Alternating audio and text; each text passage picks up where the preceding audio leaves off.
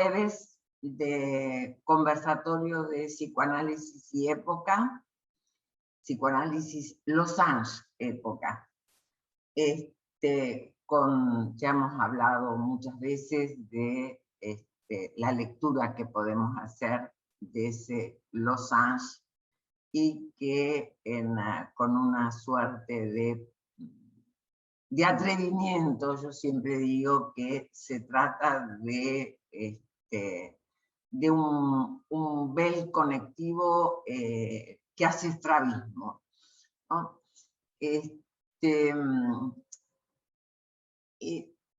Lo importante es que ese bel nos lleva a interrogar la subjetividad de la época.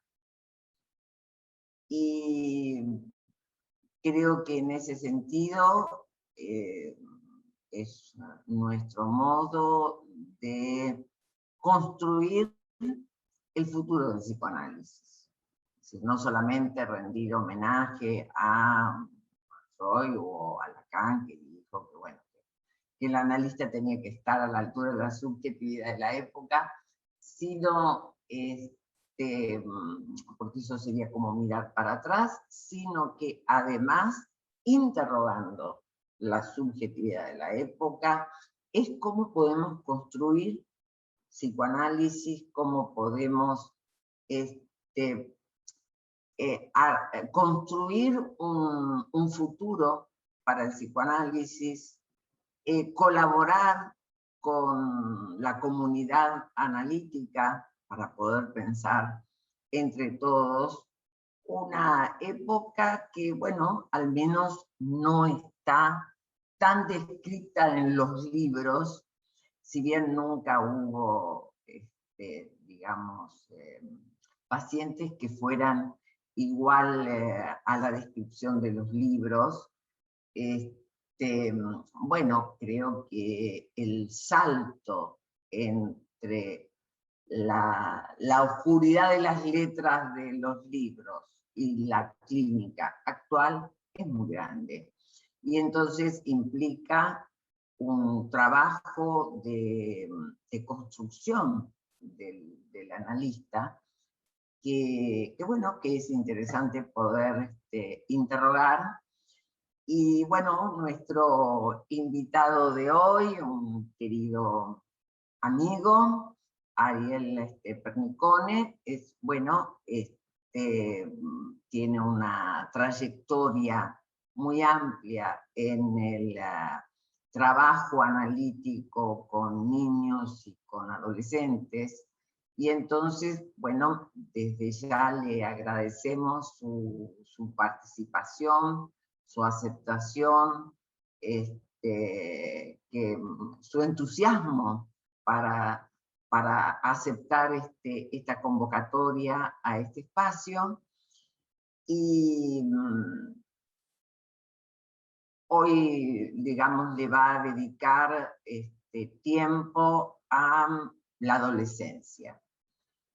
Justamente en la previa, como decimos, hablábamos de la cuestión de una época que presenta ciertas dificultades respecto de la adolescencia, o una época en donde siempre es muy bueno que frente a la necesaria separación de los padres, siempre es muy bueno que pueda haber vínculo, vínculo principalmente simbólico, vínculo de palabra.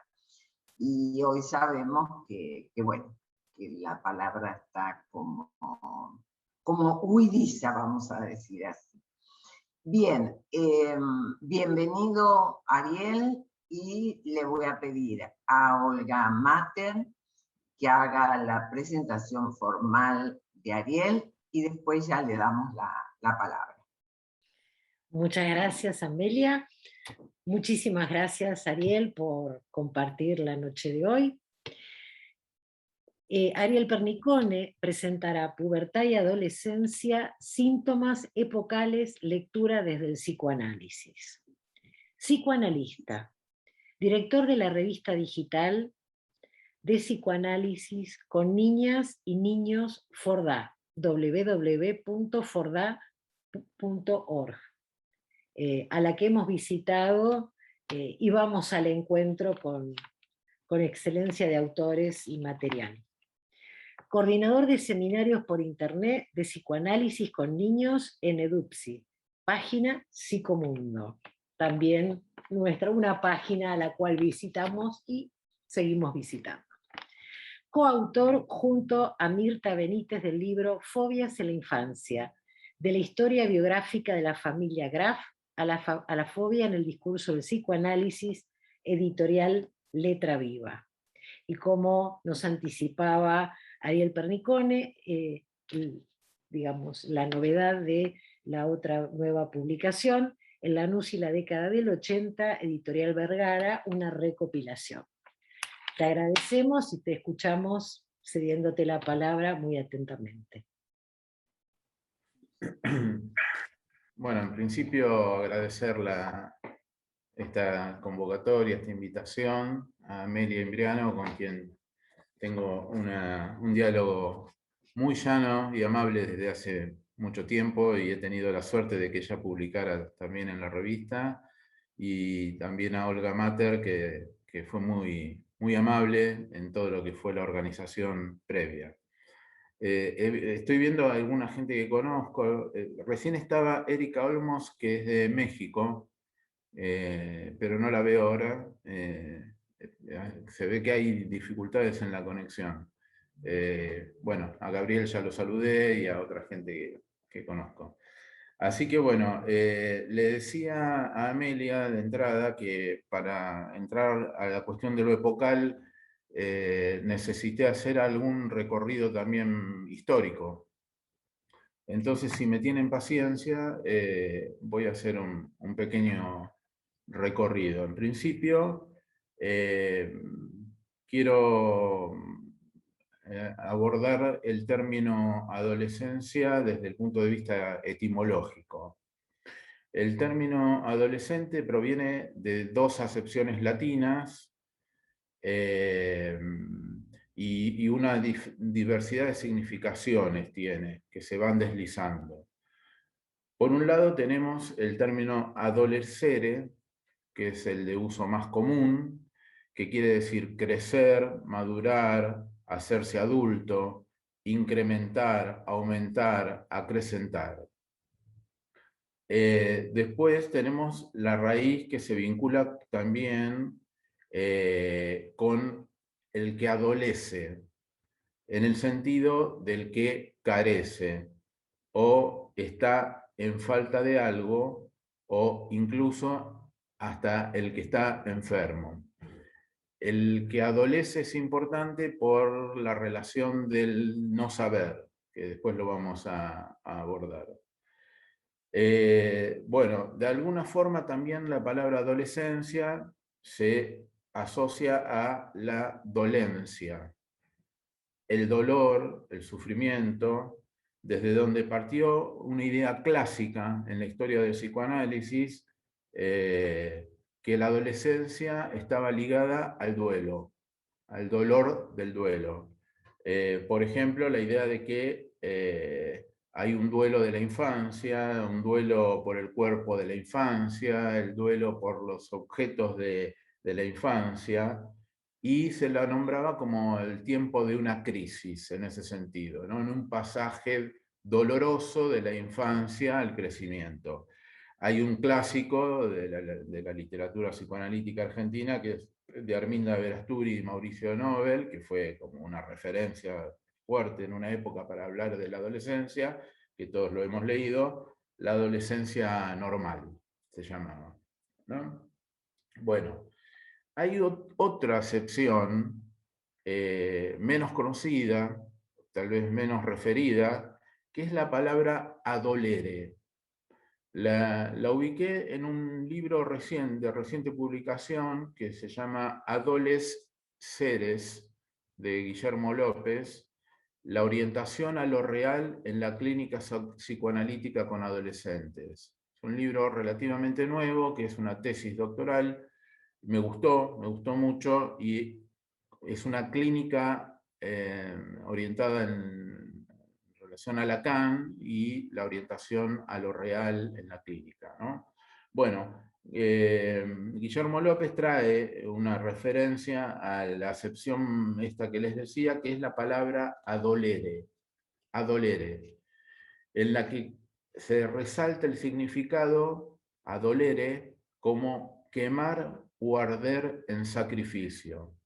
Es una palabra, adolere, latina, que está en relación a lo religioso como una especie de sacrificio en la hoguera, pero también al asociarla al adolesceres, es como significa el inicio del ardor, lo que empieza a quemar, ¿no?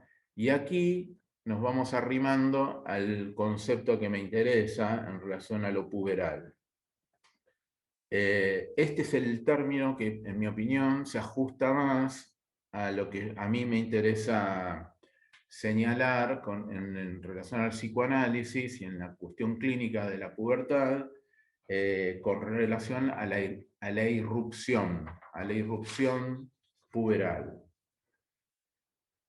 Podríamos decir que los púberes son sorprendidos por la llama de un real, un plus que los quema y que clama por una respuesta. Llevando en su cuerpo este fuego que irrumpe, es una irrupción, y por lo general, sin saber qué hacer con ese flamear, van produciendo hogueras, incendios, por ahí, por allá, que queman y que los queman. De ahí todos los revuelos que se empiezan a armar en torno a los púberes, ¿no?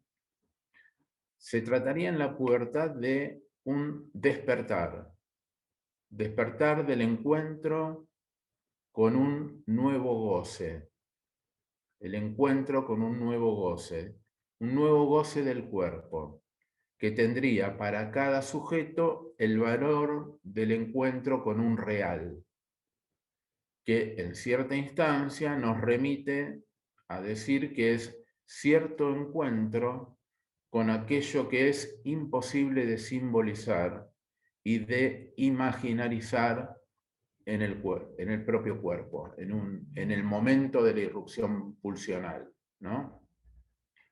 Un goce sexual del cuerpo que debe encontrar, a partir de allí, una nueva ubicación que la sexualidad infantil no tenía prevista en su estructura fantasmática, ¿no? Entonces el sujeto tiene que reestructurar algo a partir de la irrupción de la cuestión pulsional y ese arder, ¿no? En el cuerpo, que es sorpresivo, disruptivo y desconocido. No se sabe de él, ¿no?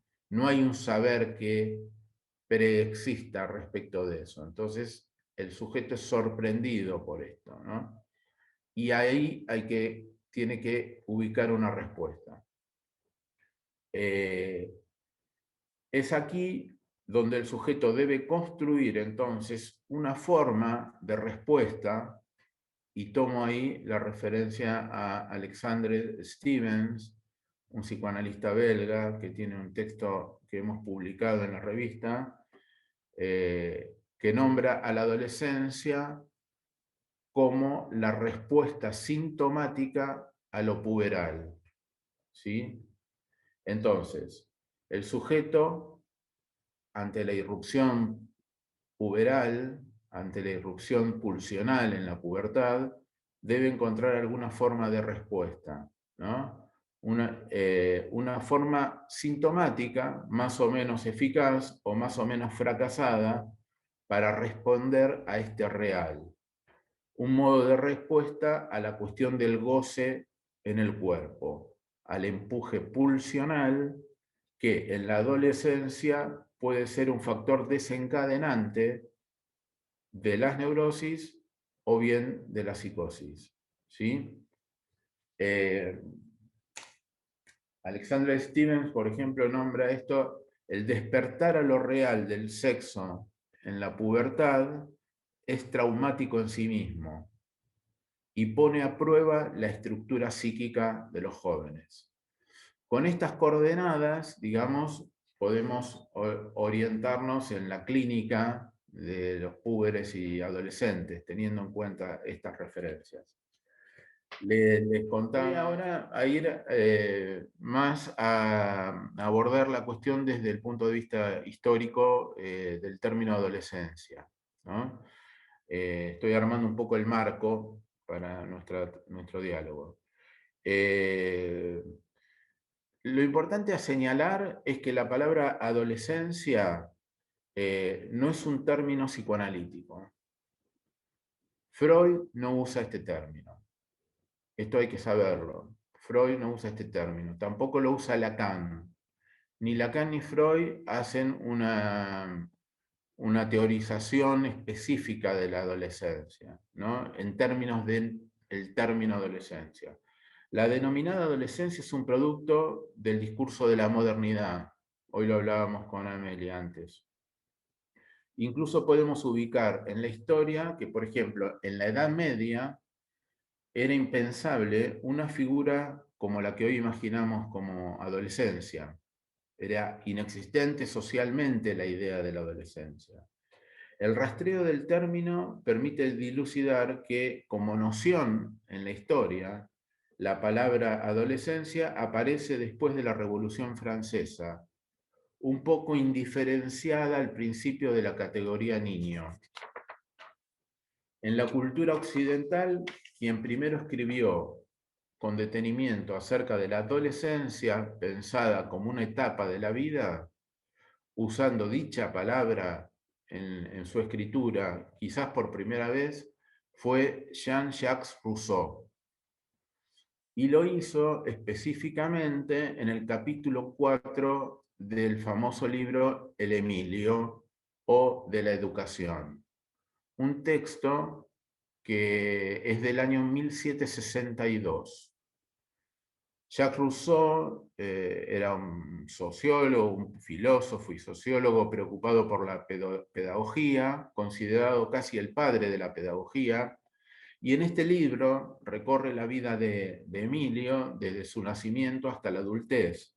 Y es cuando Rousseau trata algunas cuestiones sobre la educación del joven Emilio, entre otras cosas cuando plantea que considera que debe estar Emilio alejado del encuentro con el otro sexo mientras se forman en él conceptos morales, juicios racionales y una ética que no lo hiciera equivocar, siendo esta el ideal, la pretensión ideal de Rousseau, ¿no? Y ahí hará uso el término adolescencia. Y lo nombra de una manera muy particular que no es ajena a cómo fue nombrada posteriormente en el psicoanálisis en los tiempos de Lacan. La va a nombrar como un nuevo despertar.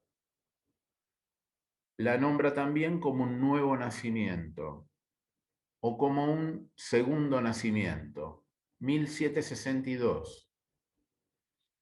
Les leo un párrafo que a mí me encantó aquí de este capítulo 4.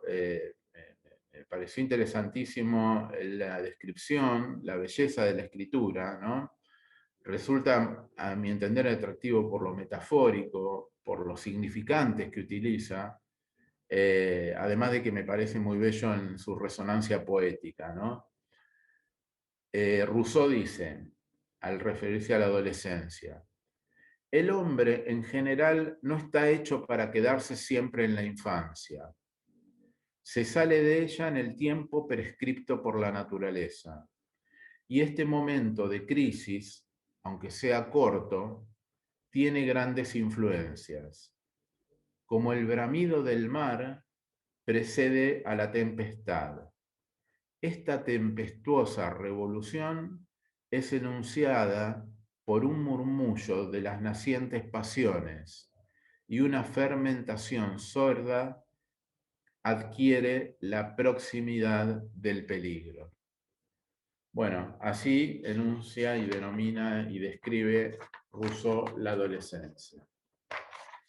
Bueno, el término digamos, empleado así alrededor del 1700 por Rousseau, cae después en desuso por años, para volver a aparecer recién en el transcurso progresivo que va desde fines del siglo XVIII al siglo XIX, y en esta ocasión aparece asociado a la Revolución Industrial, cuando empezó a importar, reclutar jóvenes en las fábricas, con la escalada de la producción en serie.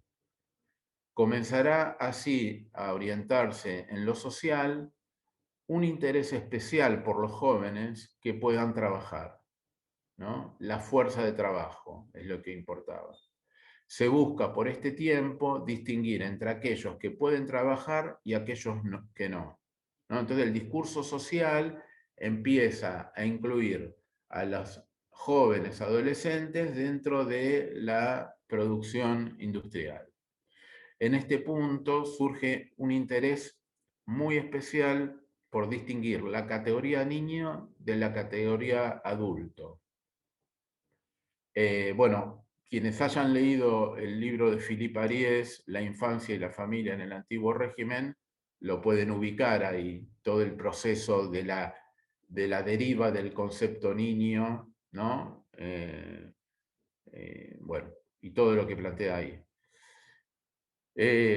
Como les decía, bueno, aparece ahí la distinción de la categoría niño del adulto pensada con relación a una transición como fuerza posible de trabajo, y empieza a operar la incidencia del capitalismo y la industrialización, el discurso capitalista, y no tanto como un término ubicable, la adolescencia, como un término ubicable con respecto a rituales de pasaje, ¿no?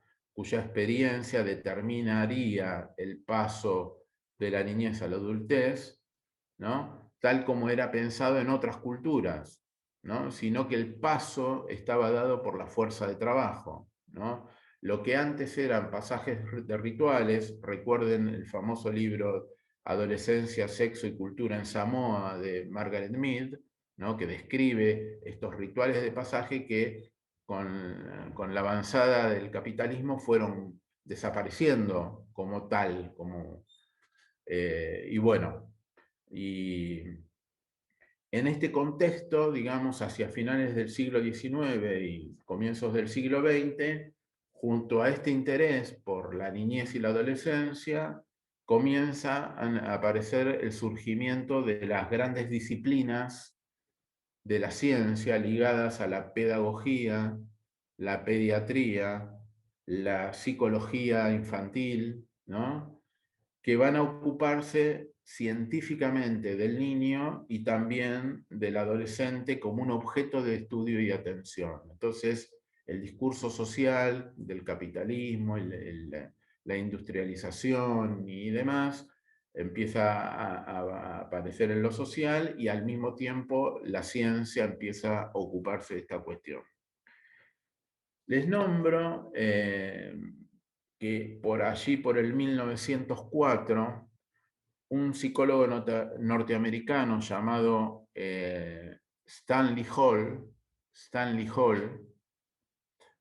¿lo conoces, Amelia? ¿Ya te resonó?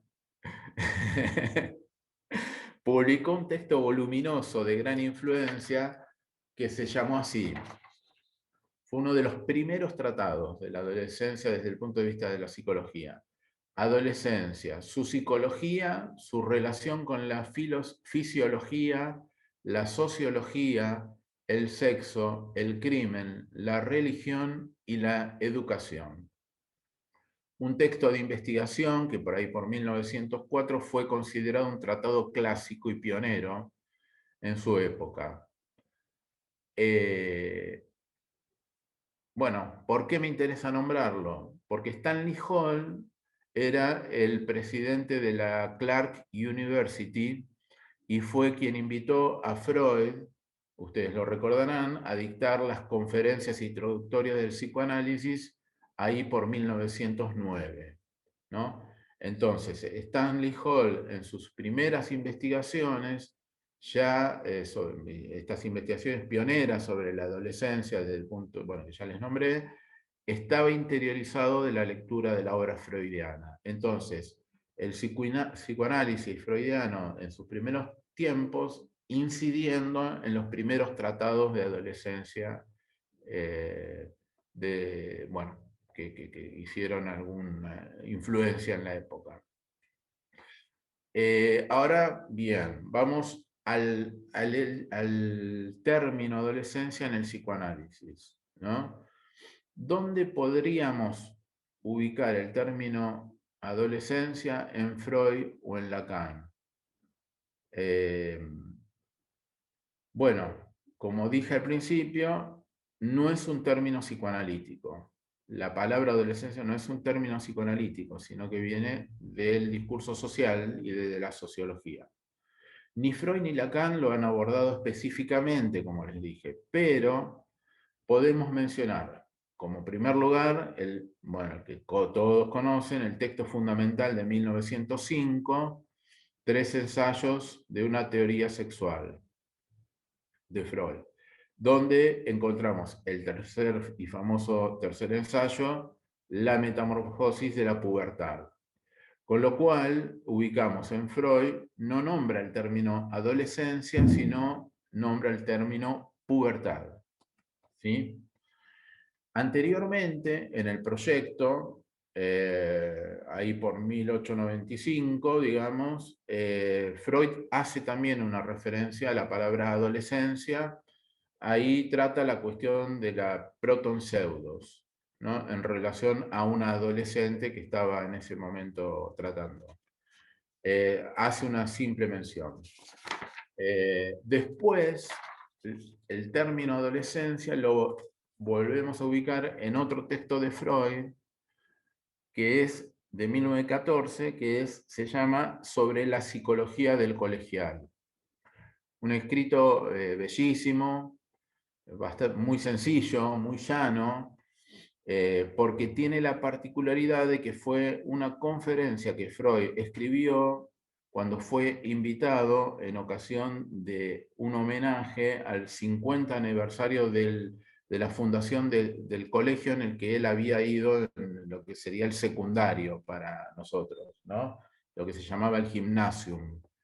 Entonces Freud va ya en 1914 con su obra avanzada a dar una conferencia, una charla, ¿no? Al lugar donde él transitó su propia adolescencia, ¿no? Y es un discurso evocativo de su tiempo de estudiante, bueno, donde ahí nombra la palabra adolescencia.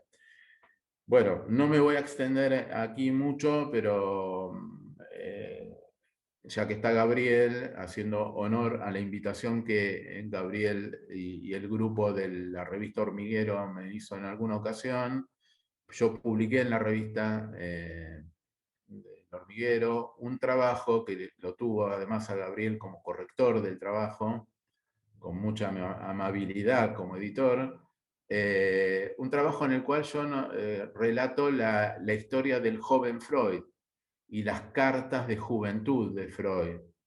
Unas cartas que Freud cursaba con su amigo Edward Silverstein.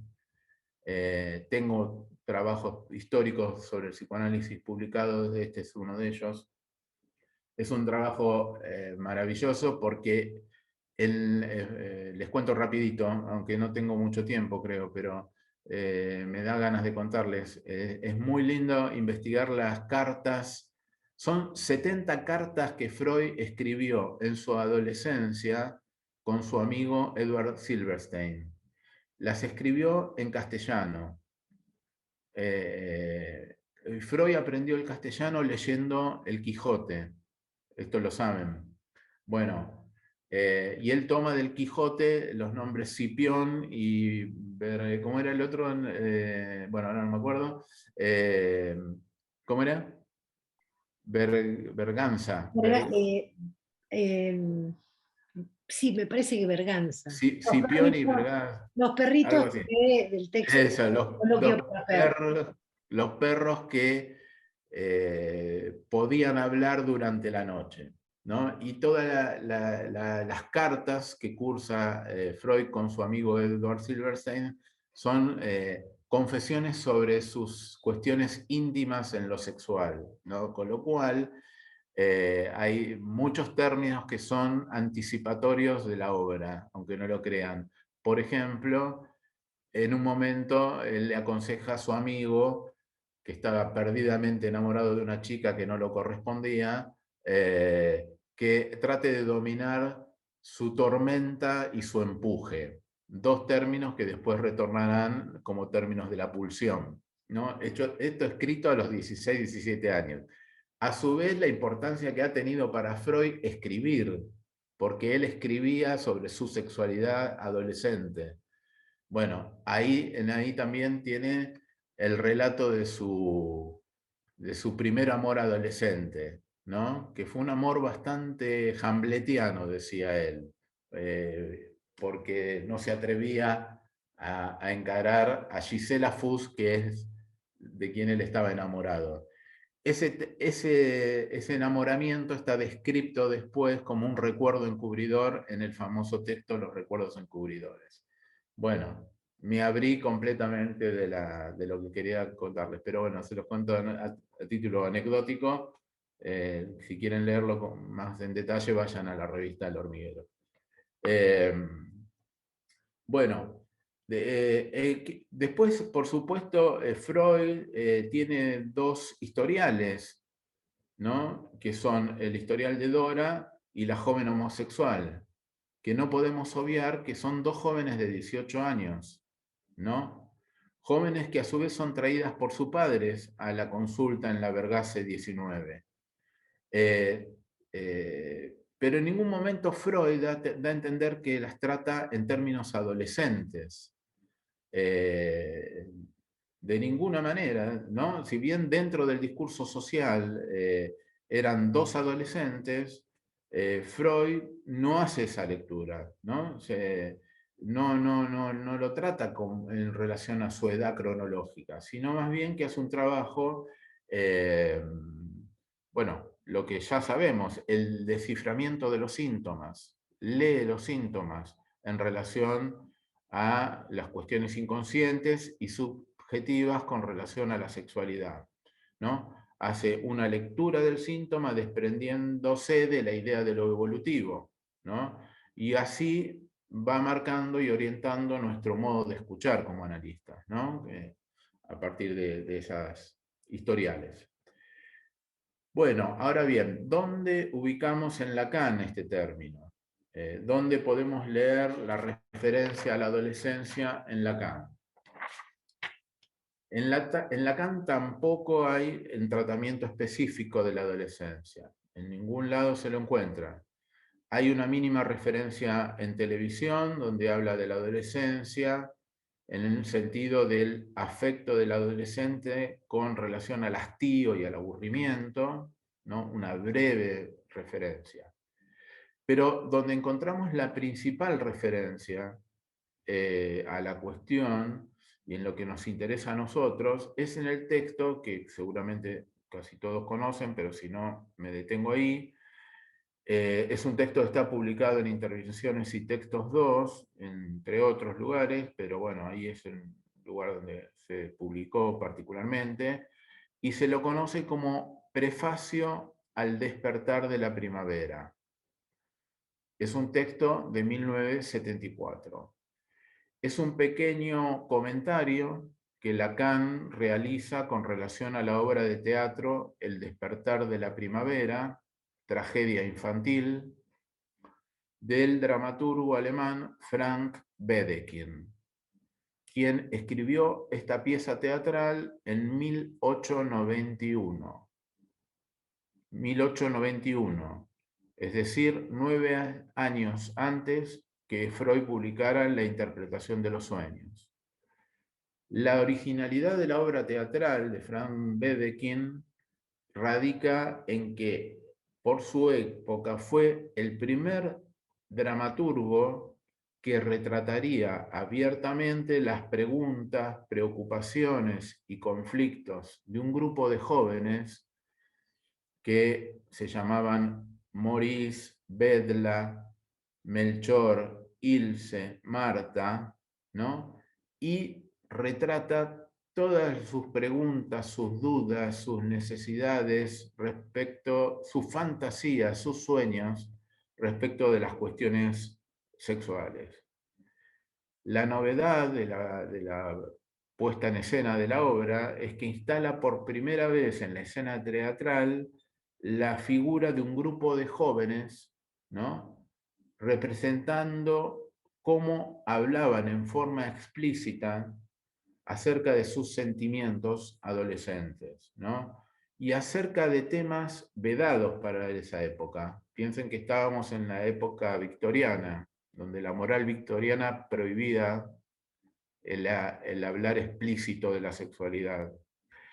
Y Frank Wedekind hace hablar a este grupo de jóvenes acerca de la masturbación, acerca de la homosexualidad, acerca del aborto, el suicidio, la curiosidad sexual, los encuentros sexuales, el no saber respecto del encuentro con lo sexual, las preguntas dirigidas a los padres, a los maestros, ¿no?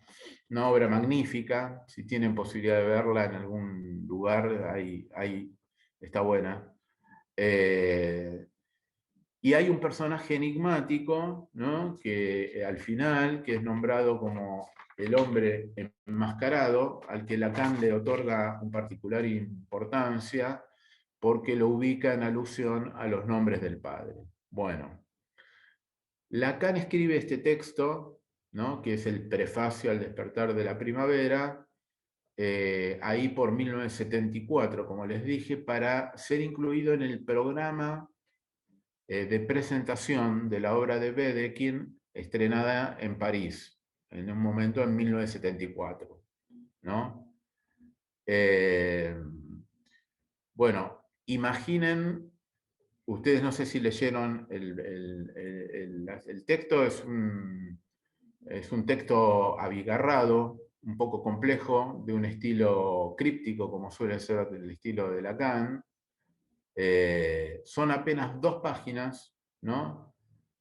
Yo imagino lo que le debió pasar a ese grupo de gente que fue al teatro, abrió el programa y se encontró con estas 2 páginas, no sé si las leyeron, léanlas, además tan buenas, porque por supuesto, como todo lo que hace Lacan, dentro de su estilo críptico, uno extrae las perlas que tiene que extraer, ¿no? Por ejemplo, les leo, qué sé yo, el primer párrafo.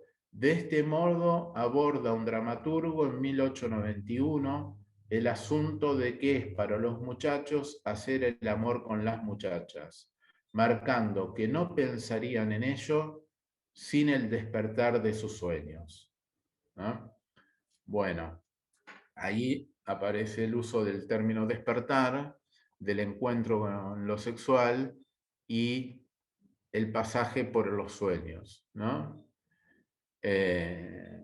Bueno, entre otras reflexiones, Lacan, ¿cómo ando de tiempo, Olga?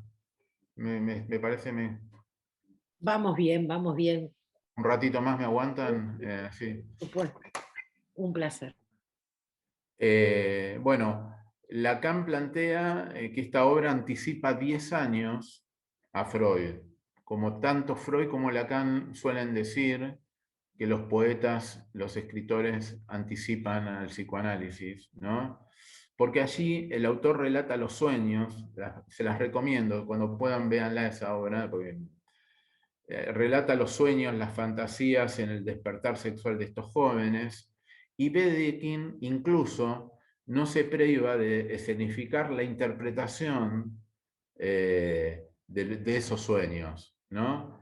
Asociando el lazo entre estos aspectos imaginarios y la relación a los deseos sexuales de estos jóvenes, lo problemático del encuentro posible con el otro sexo en la adolescencia, así como los goces, los síntomas, los conflictos que eso mismo conlleva para cada uno de los protagonistas en su particularidad, ¿no?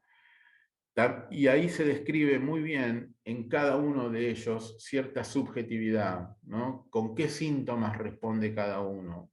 Cuando uno responde con síntomas, alguno responde con pasajes al acto. Bueno, es interesante, muy interesante para verla. Y por supuesto describe los efectos de la moral de la época, ¿no?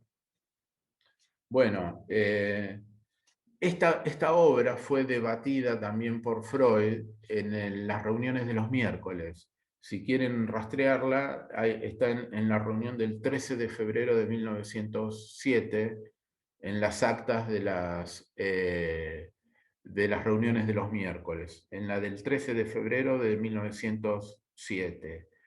Ahí estuvieron debatiendo, digamos, la pieza teatral, y estaban Rudolf Reiter, que fue el primer psicoanalista después de Freud, estaban, bueno, un montón de miembros y discípulos de Freud, y estaba Max Graf, musicólogo, crítico de música, padre del pequeño Hans, en 1907. Bueno, esto a título anecdótico. Freud da una opinión además sobre la obra. No me detengo ya porque si no se me va el tiempo. Bueno, si a alguien le interesa, les recomiendo la versión que tradujo Pablo Pevsner, de Frank Wedekind, El despertar de la primavera, que lleva por subtítulo, que se lo había borrado originariamente y se restituyó con esta traducción, Tragedia infantil. Y acá incluye un capítulo donde está el debate de la reunión de los miércoles. Es muy linda la edición de Letra Viva con la traducción de Pablo, la versión castellana que hizo Pablo. Bueno,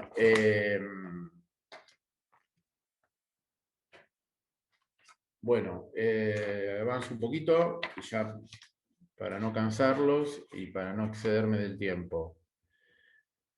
Como les decía, Lacan utiliza el término despertar para hacer alusión a ese pasaje puberal, ¿no?, que nos importa en esta charla. El despertar es un poético significante que remite a un pasaje, digo.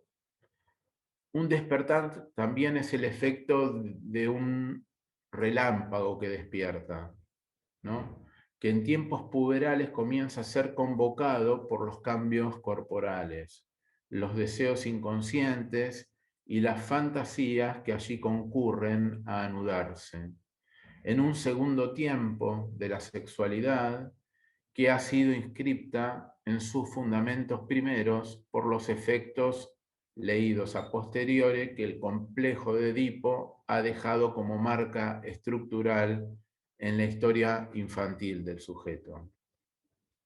Freud señalaría como parte de la metamorfosis el cambio de la elección de objeto, que supone un duelo por la pérdida del objeto edípico, y la puesta en juego del complejo del semejante, el prójimo y la identificación a los pares, ¿no? Esto en términos freudianos.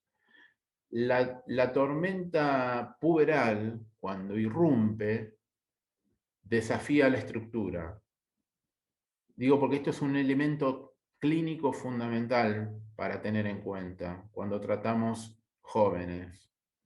La tormenta puberal, cuando irrumpe, desafía la estructura, sorprende, causa angustia y promueve el tiempo en el que el sujeto pone a prueba lo que Lacan llamó los títulos en el bolsillo, es decir, aquello que se ha estructurado en la infancia, y promueve a su vez la vacilación fantasmática de la infancia, ¿no? Entonces se tiene que reestructurar algo. La precipitación de los cambios corporales reestructura también la relación con el espejo, ¿no? Entonces, Acá tendríamos que meternos con el tema del cuerpo, tan caro a esta época, digamos, que nos puso a trabajar el tema de la cuestión del cuerpo a raíz de la no presencialidad que nos obligó la pandemia en el trabajo del análisis y que nos trajo la pregunta acerca de la cuestión del cuerpo para el psicoanálisis. El cuerpo presente en el análisis, por ejemplo, ¿no? Esto nos obligó a estudiar nuevamente la cuestión del cuerpo y bueno, ahí el tema de la pubertad y la adolescencia nos convoca a plantearnos el tema del cuerpo, ¿no? Para decirlo simple, Lacan anuda el cuerpo en términos, no hay ninguna doctrina del cuerpo, ni en Freud ni en Lacan, pero nosotros podemos hacer la lectura que cada uno de Lacan y Freud hacen del cuerpo. Entonces Lacan aborda el cuerpo con la topología, con el nudo Borromeo, en el sentido de que podemos pensar el cuerpo desde el punto de vista imaginario, o sea, el cuerpo del espejo. Podemos pensar el cuerpo en términos simbólicos y significantes, es decir, el cuerpo hablante, ¿no? Por ejemplo, cuando alguien dice, estoy enamorado, siento mariposas en la panza, ¿no? La palabra que el cuerpo anudado al significante, ¿no? Bueno. Y después la cuestión más compleja de abordar en Lacan, en el último tiempo de Lacan, cuando Lacan intenta y trabaja todo el tiempo, tematiza el tema de lo real y trabaja el tema del cuerpo en relación a lo real, ¿no? Entonces tenemos el cuerpo de lo imaginario, el cuerpo del lenguaje, el cuerpo y el marcado por el significante, Seminario 21, pónganle, y el tiempo de Lacan hablando del cuerpo en relación a lo real, y hay un error de lectura en este sentido, de que hay una especie de evolución del término y demás. Yo no estoy de acuerdo para nada con esa idea, porque Lacan siempre anuda los tres términos, real, imaginario y simbólico, ¿no? Bueno, entonces, nada más que en ciertos tiempos trata ciertas cuestiones y en otros trata ciertas otras cuestiones, ¿no? Bueno, lo cierto es que la precipitación de los cambios corporales reestructura también la relación del sujeto con el espejo, ¿no? Ahí desde el punto de vista imaginario, los cambios corporales, y ahí tienen toda la problemática de los jóvenes con el espejo, ¿no? La estructura sí se moviliza por la irrupción del goce pulsional, ¿no? Que va a traducirse en las consecuencias a nivel del lazo social que supone el lazo sexual, es decir, las cuestiones del encuentro con el otro sexo, ¿no? En la llamada adolescencia está la posibilidad de lograr otro modo de satisfacción dada por el encuentro con el otro sexo y la posibilidad del acto sexual, respecto del cual no se sabe cómo hacer. Y ahí está toda la cuestión, ¿no? Eso que empuja por satisfacerse y el no saber, y la relación al no saber qué hacer con eso, ¿no? Que sorprende, que irrumpe sorpresivamente. Bueno, será en este punto en el cual todo sujeto se topará con ese real, ¿no? Que Lacan nombrará con la fórmula de la no relación sexual, ¿no? Por ejemplo, como dice en el Seminario 21, todos sabemos por qué todos inventamos un truco para llenar el agujero en lo real, allí donde no hay relación sexual. Eso produce traumatismo. Entonces uno inventa lo que puede, por supuesto. ¿Por qué no suponer entonces, a partir de ahí, que la llamada por el discurso social adolescencia no es ni más ni menos que el síntoma con el cual cada sujeto se las arregla como puede para responder a los efectos de la tormenta puberal y a ese imposible de decir respecto de la no relación sexual al que nos confronta el encuentro con el otro sexo, ¿no? Medio abigarrado, pero lo que básicamente quiero decir es lo que también dice Alexandre Stevens, que les nombré, el psicoanalista belga, que la adolescencia puede ser pensada como un síntoma que responde a la irrupción del real, de la pulsión en el cuerpo, ¿no? Respecto del cual el sujeto no sabe de antemano, como sí lo sabe el animal que tiene el instinto, ¿no? Entonces, el resolver ese asunto muchas veces es, en relación a eso podemos armar toda la clínica de la adolescencia. Y hay tiempos epocales de respuesta, ¿no? Hay cuestiones estructurales, que son estas, y hay envoltorios epocales del síntoma, de cómo cada época tiene modos de responder a estas cuestiones. Los síntomas se presentan bajo ciertos formatos que son epocales, y es el envoltorio del síntoma, ¿no? Y tienen que ver con el discurso de la época. Por ejemplo, para decir lo epocal en este tiempo, lo epocal en este tiempo está más cerca del goce que de la palabra, y está más cerca del consumo, ¿no?, que del encuentro romántico, sexual, ¿no? Por ejemplo, las toxicomanías representan un hecho de la época. ¿Por qué? Porque el consumo está en el discurso de la época, ¿no? El goce por fuera del sexo, un hecho de la época. Y esto es una de las cuestiones que nos hace más difícil trabajar, ¿no? Cuando el goce está por fuera de la palabra, ¿no?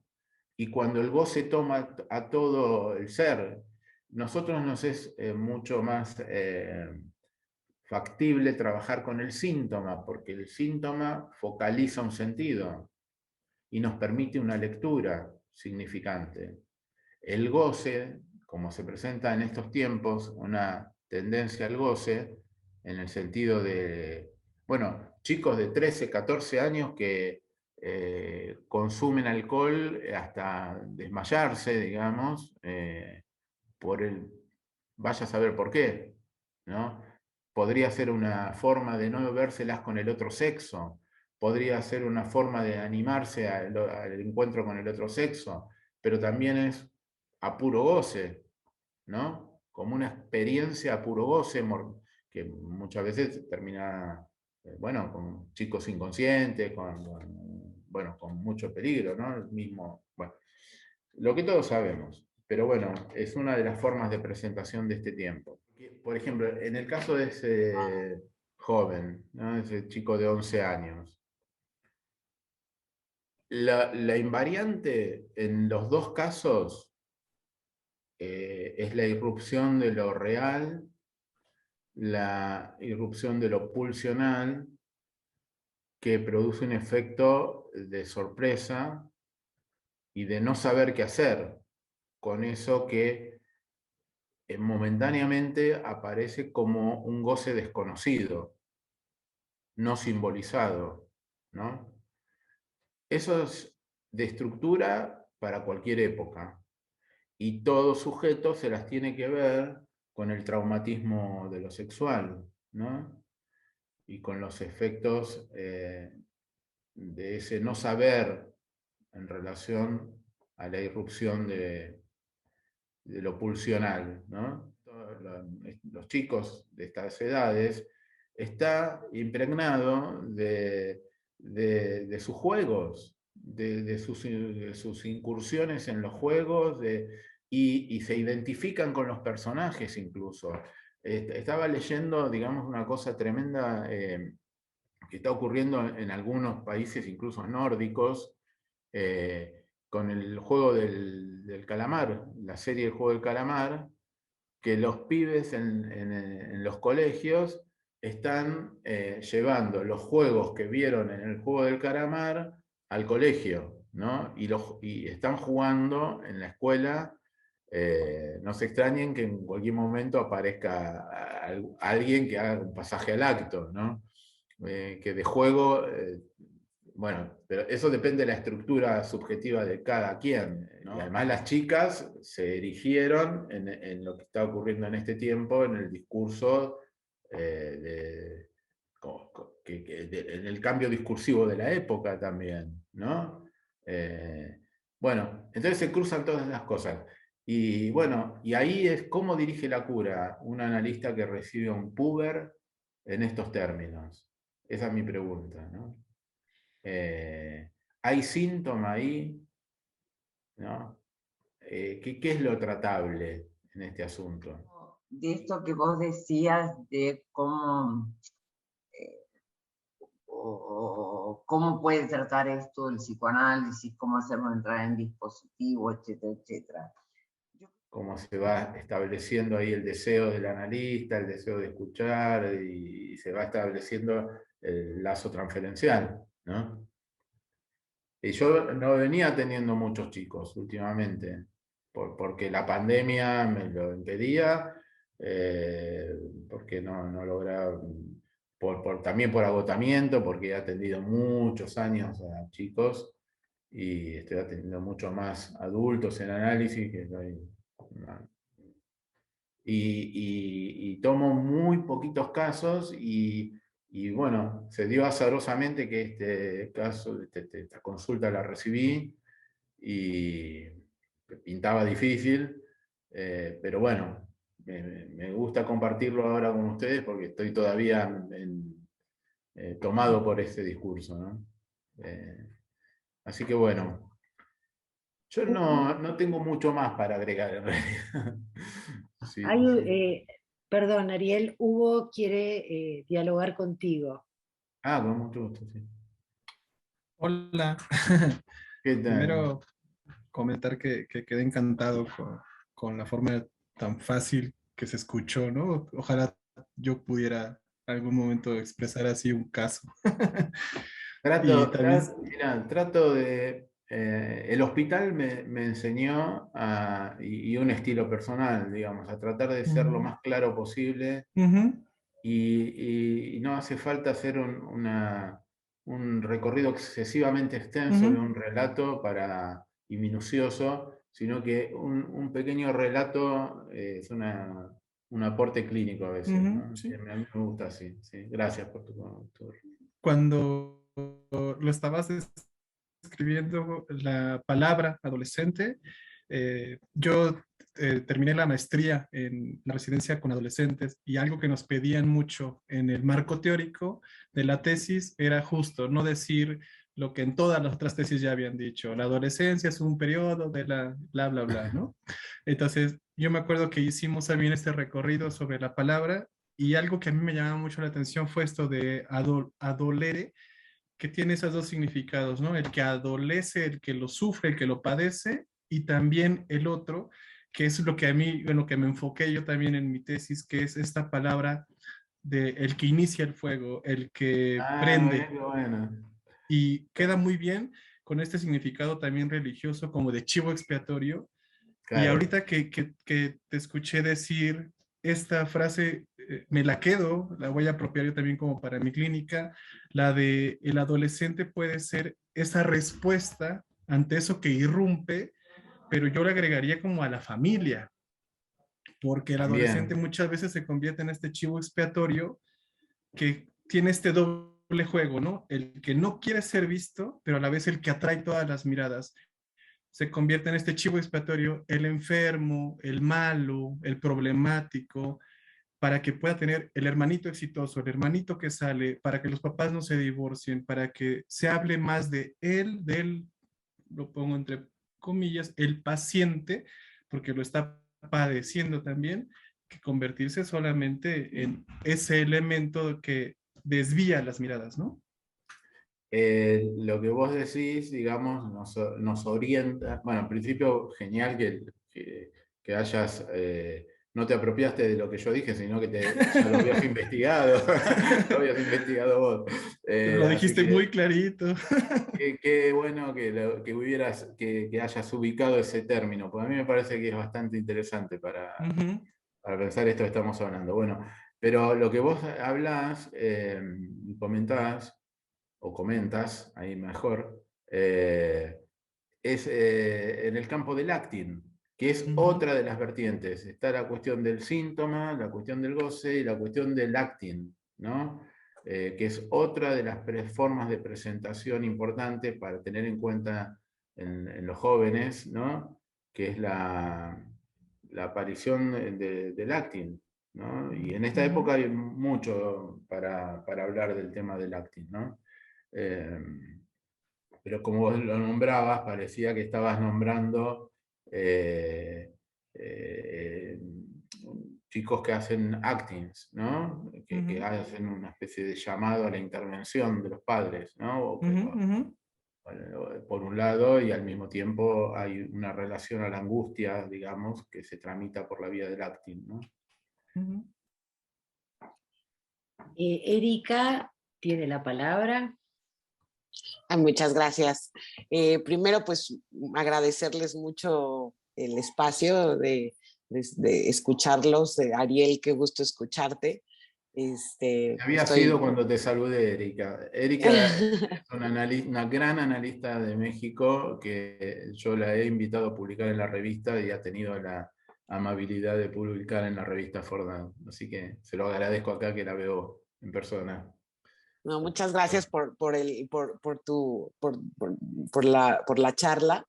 Me dejas como muchas cosas, apunté muchas cosas, pero iba en el coche, entonces no traía la posibilidad, pero bueno, ahorita hice como un pequeño, saqué como varias ideas, pero pensaba entonces pues también hay como una fuerte condena moral, ¿no?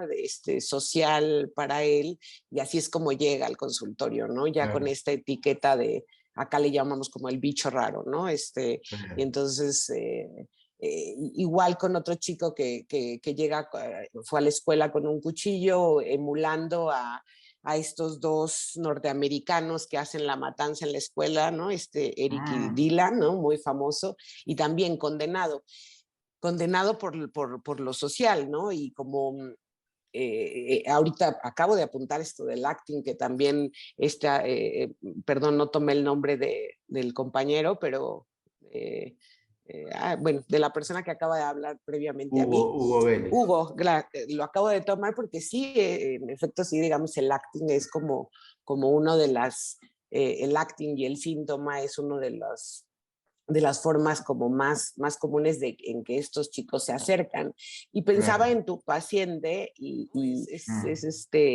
es más bien como una expresión una expresión poco regulada a lo mejor de hablar de su intimidad, del despertar sexual, ¿no? Y todos hicimos una metidota, ¿no? Bueno, no sé cómo se diga ahí en Argentina, pero todos hicimos una metidota de pata parecida. Me hiciste recordar a que cuando yo era chica, de pronto recuerdo haber recibido un tremendo regaño por mi madre porque yo le hice una señal, esta que acá en México es levantar el brazo, ¿no? Que para nada se los hago a ustedes, pero que tiene que ver con, nosotros le decimos mandar a chingar a su madre, ¿no? Eso es mandar muy lejos a la persona que está enfrente.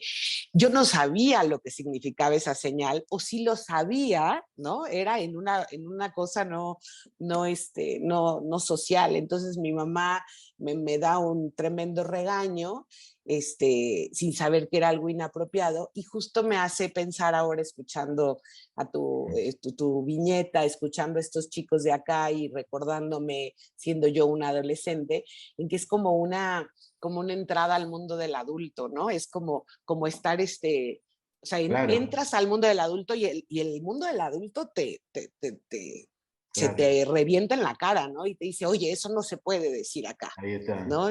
Claro. Se me hace como muy lindo y muy interesante. Te agradezco muchísimo. Sí.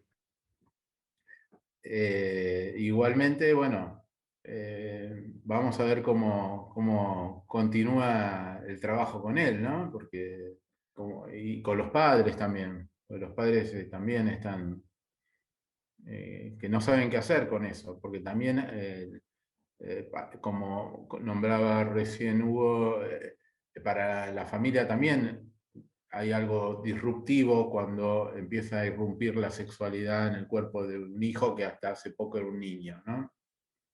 Y trae, bueno, mucha movilización también en la posición subjetiva de los padres de acuerdo a su relación a lo sexual, a su propia relación a lo sexual, por supuesto, ¿no?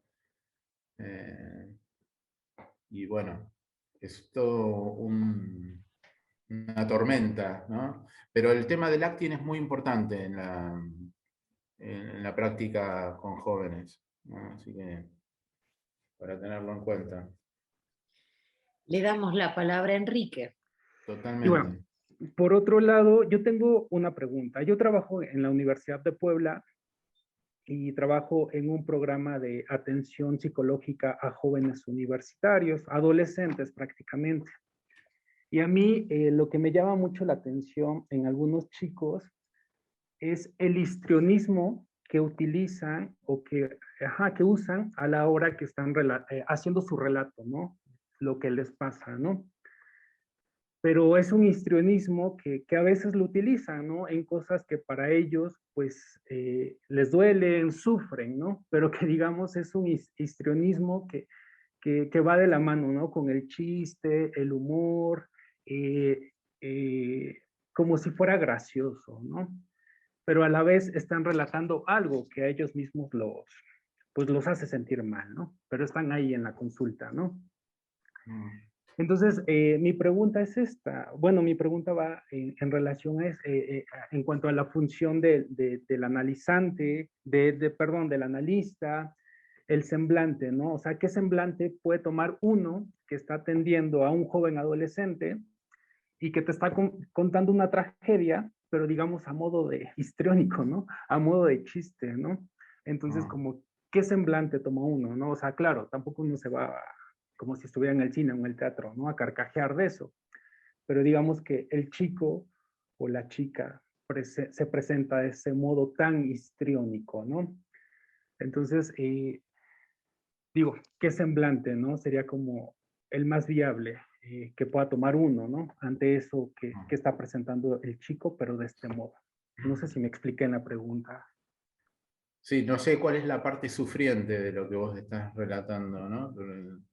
O sea, por ejemplo, ¿no? O sea, tengo una chica que me estaba relatando, ¿no? Que siempre en sus encuentros amorosos o con la gente que conocía, ella siempre,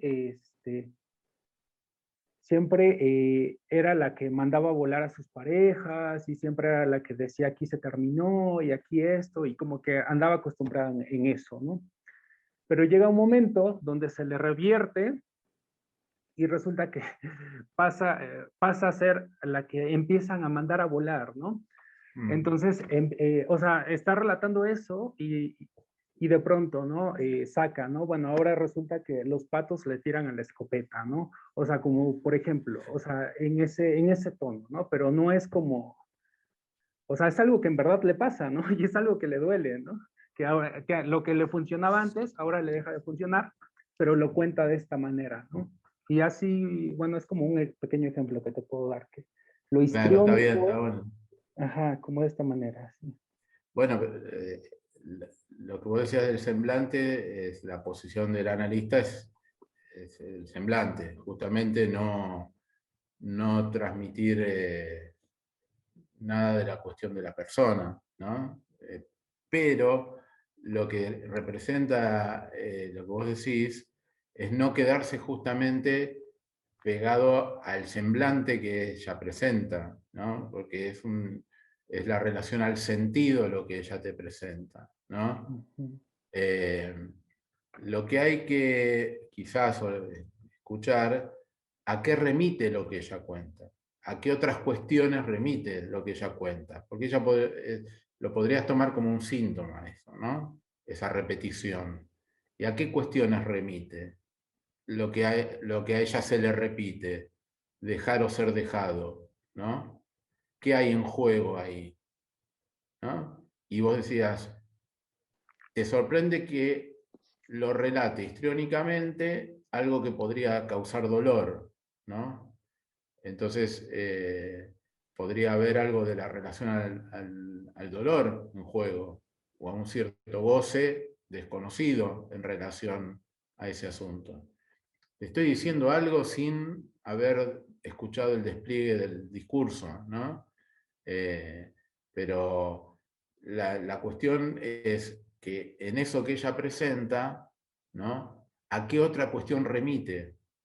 Porque si no, te quedás con adherido al sentido, ¿no? Al aspecto imaginario, al aspecto... ella deja y la dejan, ¿no? La dejan y ella deja, y bueno, te puede contar 3000 novelitas de esas, ¿no? Pero el punto es, ¿a qué remite eso para ella? ¿A qué le representa eso? ¿No?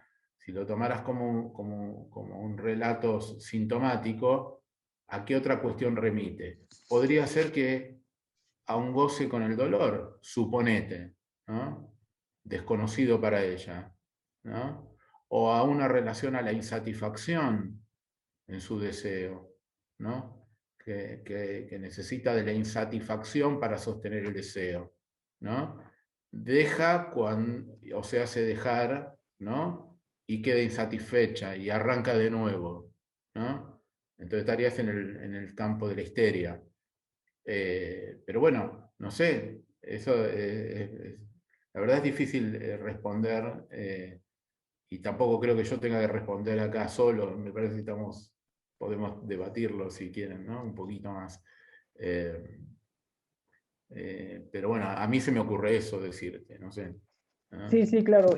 Bueno, planteaba más la cuestión del histrionismo en el adolescente, claro, pensándola como una posible característica, digo, en algunos adolescentes, claro, donde es como una manera, ¿no? De sí, relatar el histrionismo como... es una escenificación, es una manera de escenificar algo, claro. Claro. Y está buena tu pregunta, porque vos decís, pero ¿cómo puede ser? Si tanto sufre, ¿por qué tanto histrionismo? ¿No? ¿Cómo es que tanto despliegue? ¿De qué? Bueno, entonces la pregunta es ¿de qué goza? ¿No? Y te está representando la escena, básicamente, ¿no? Dirigida a vos en transferencia. Entonces vos te estás diciendo, ¿qué hago? ¿Intervengo? ¿Me hago el boludo? ¿Hago semblante? ¿Qué? ¿Le digo algo? ¿No se lo digo? ¿Le pregunto? ¿Le digo, che, pará, dejate de hacer esto? ¿Qué hago con esto? ¿No? Bueno, en lo que vos escuchás de discordante está el punto donde hay que orientar la pregunta, ¿no? Pero bueno, ahí, viste, es el trabajo de análisis justamente.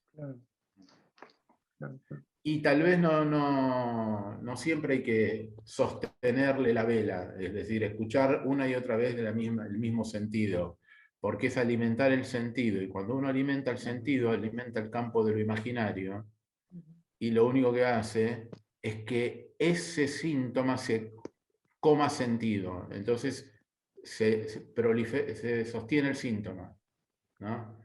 Entonces, por eso hay un punto donde Lacan empieza a trabajar con la intervención del corte, ¿no? Lo que pasa es que hay probablemente en algún lugar el histrionismo de ella te tiene capturado de alguna forma, ¿entendés? Entonces eso hace que uno no pueda salirse de la escena del todo, ¿no? Que te pasa a vos, me puede pasar a mí, a todos nos pasa, ¿no? Una joven hace un despliegue de sus amoríos y de sus problemas sexuales, ¿no? Y lo hace de una manera tan histriónica que uno queda capturado ahí, ¿no? En la transferencia. Entonces, como vos bien decís, ¿cómo salirse de ahí, no? Lo mínimo, hacer semblante, dijiste vos, ¿no? Lo mínimo es eso. Bueno, Ahora, ¿cómo le cortás el mambo? Como decimos acá, ahí está toda la maniobra. Por ahí dejarla correr, y algún día tenés que cortarle el mambo, ¿no? Pero bueno, perdón si soy demasiado llanito. Demasiado básico, ¿no? No, está bien. Está bien. ¿No? Bueno. Bien. Si les parece, nos vamos despidiendo.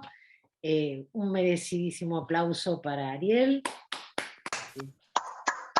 Gracias. El máximo agradecimiento. Muy claro. Muy buenos, digamos, datos nos has pasado. Todo un recorrido histórico muy prolijo, muy lindo. Bueno, una felicitación muy grande y mi máximo agradecimiento. Tenía temor a aburrirlos con eso, pero a mí me encanta la investigación histórica. Maravilla.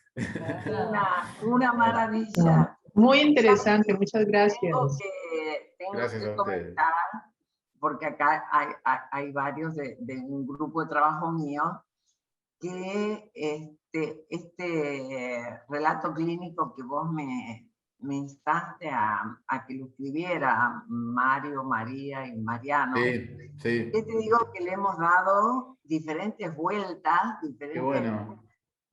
La verdad que fue una maravilla, me ayudó muchísimo. Sí, publicamos un trabajo excelente de Amelia en un número enorme que publicamos a fin del año pasado, ¿no? Decimos, tomamos el Más allá del principio de placer, que cumplieron 100 años de su publicación el año pasado, como referencia, y bueno, Amelia publicó un trabajo que se llama La soledad y el más allá, era algo así, ¿no? ¿Era el título? Sí. Bueno, un caso lindísimo. Pero así que bueno. Le hemos dado muchas vueltas. Me imagino porque estaba muy interesante ese caso, muy interesante. Así que bueno. La publicación la hemos usado muchísimo. Bueno. Los invito a ver la revista, los que no la vieron. Eso me gustaría. No, excelente toda la revista. Así que bueno, les agradezco mucho y que hayan sido tan amables escuchándome e intercambiando, sobre todo, que a veces no se da fácil. Así que muchas gracias. A vos y hasta pronto. Y les contamos que para el 28 de este mes está Diana Castro Sotelo. Su presentación es Transferencia y Psicosis, presentación de un relato clínico en tiempos de pandemia. Vamos al micrófono.